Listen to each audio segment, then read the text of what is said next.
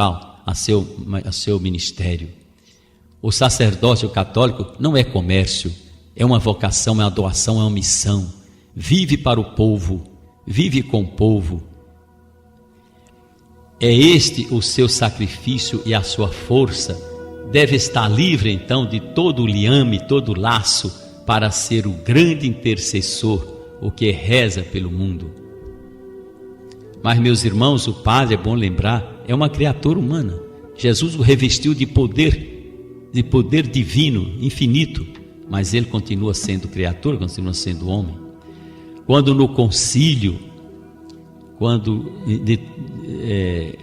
no ano 325, lá nos começos, o imperador Constantino reuniu em Nicéia o primeiro concílio universal, o primeiro concílio da igreja.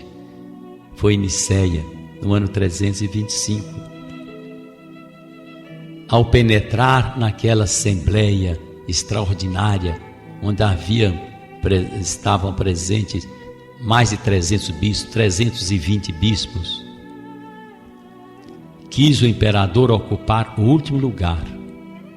Tão compenetrado se achava da dignidade do sacerdócio.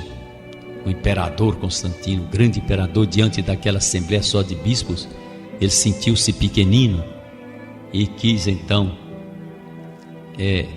com a sua humildade, sentar-se no chão. Costumava dizer: o sacerdote, embora revestido de uma dignidade divina, é todavia um homem, dizia Constantino, e como tal, sujeito também a erro, a falhas. Mas nenhuma queda deve diminuir o respeito que ele merece. Se eu visse, diz Constantino, o imperador Constantino, leigo, né? Se eu visse um sacerdote prevaricar, bem longe de falar disso, eu cobriria com meu manto para subtraí-lo aos olhos do mundo. Que bela frase de Constantino, imperador. Tinha sua humildade, reconhecia a dignidade do padre, tanto que, como eu acabei de dizer, diante daquela assembleia de bispo, ele se considerava pequenino, menor, não queria nem sentar numa cadeira, o imperador, porque ele achava-se tão pequeno. E ele também reconhecia que o padre, apesar de tanto poder, tanta grandeza, é uma criatura, é um homem sujeito a pecado. As ordens e a hierarquia, nos vários encargos e ofícios dos sacerdotes, há também uma graduação. Embora o sacerdócio seja um só, consta todavia de vários graus na ordem. O sacerdócio é um, mas tem a sua hierarquia. O conjunto desses graus ou ordens que se refere ao sacerdócio chama-se sagrada hierarquia. Vou explicar um pouquinho isto aí. O que é hierarquia? O que quer dizer isso? É uma palavra usada com muita frequência, mas nem sempre sabem dizer com exatidão o que significa. A hierarquia sagrada existente na Igreja Católica é o conjunto de pessoas consagradas que de Jesus Cristo receberam a missão e o poder de dirigir a sociedade cristã a seu fim sobrenatural. Então, é o quê? É um conjunto de pessoas consagradas com a finalidade de orientar a comunidade espiritualmente. A hierarquia é como o Estado Maior de um exército, é como o Conselho dos Ministros da Nação. Tem a missão de dirigir e governar os fiéis de toda a igreja fundada por Jesus Cristo. O próprio Jesus instituiu os graus fundamentais e principais da hierarquia da ordem. Foi ele mesmo que instituiu. E a igreja recebeu de Jesus o encargo de completar esta hierarquia. Existe, pois, na hierarquia, graus de instituição divina e graus de instituição eclesiástica. Porque a igreja completa, a igreja fala em nome de Jesus Cristo, a igreja é o sacramento de Jesus Cristo, a igreja é Jesus presente, agindo. É encargo da hierarquia não somente mandar e dirigir os fiéis, mas também celebrar e consagrar os divinos mistérios, de modo que cada membro da hierarquia tem o poder de celebrar e consagrar, quer dizer, poder de ordem, e o de mandar e dirigir, poder de jurisdição. Temos então dois poderes na igreja: o poder de ordem e o poder de jurisdição.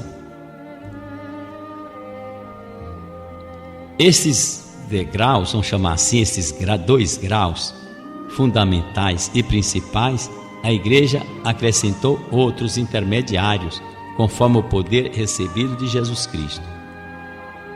Nós temos na igreja a hierarquia, nós temos o bispo, o papa, o bispo, o sacerdote e o diácono.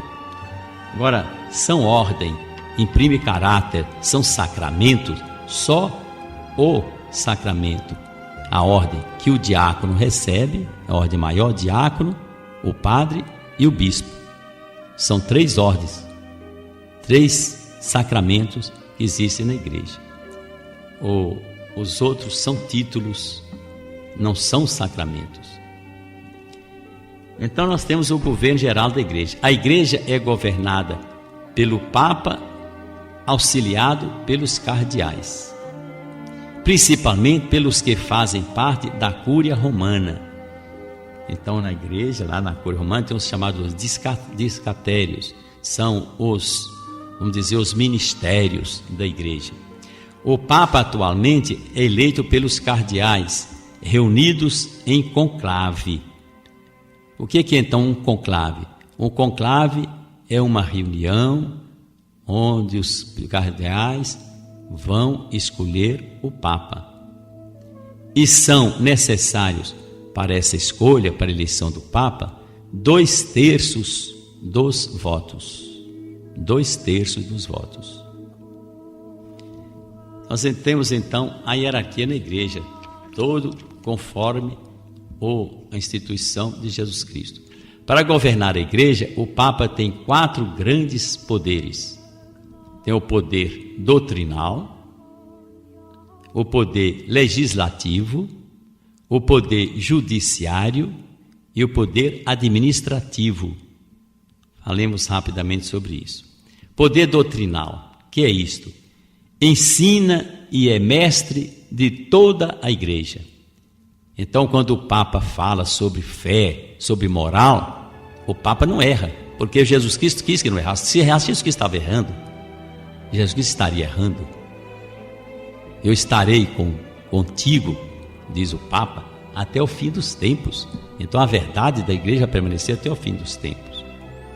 Com relação às questões de fé e moral, quando faz uma afirmação solene e definitiva, o Papa goza do privilégio da infalibilidade.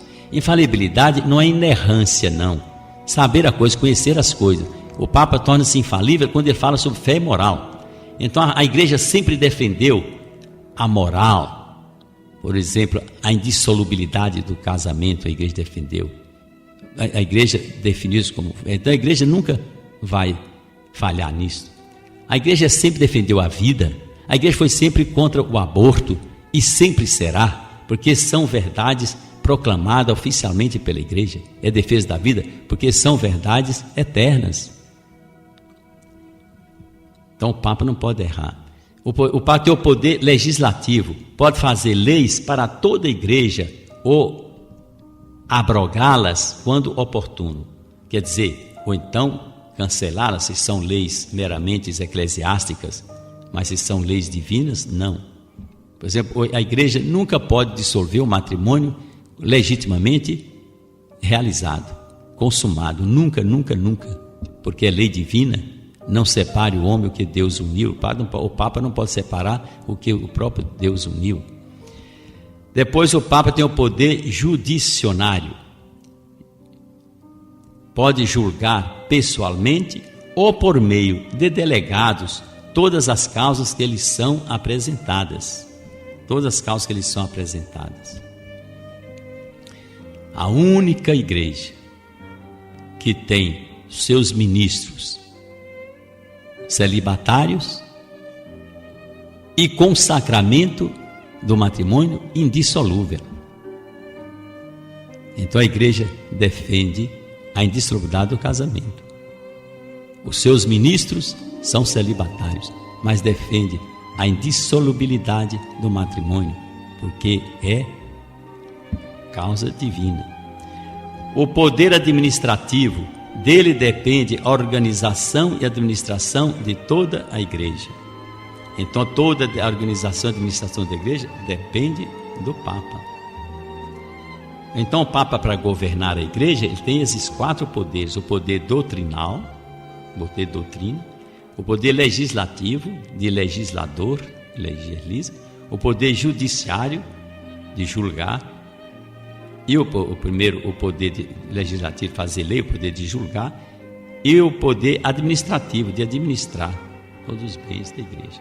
Então, é o poder, a hierarquia da igreja. Na próxima vez, falando sobre a ordem, o sacramento da ordem, vamos continuar ainda com o mesmo assunto.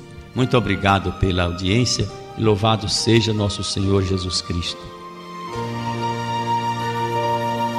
Vós sois meu pastor, ó Senhor, nada me faltará se me conduzir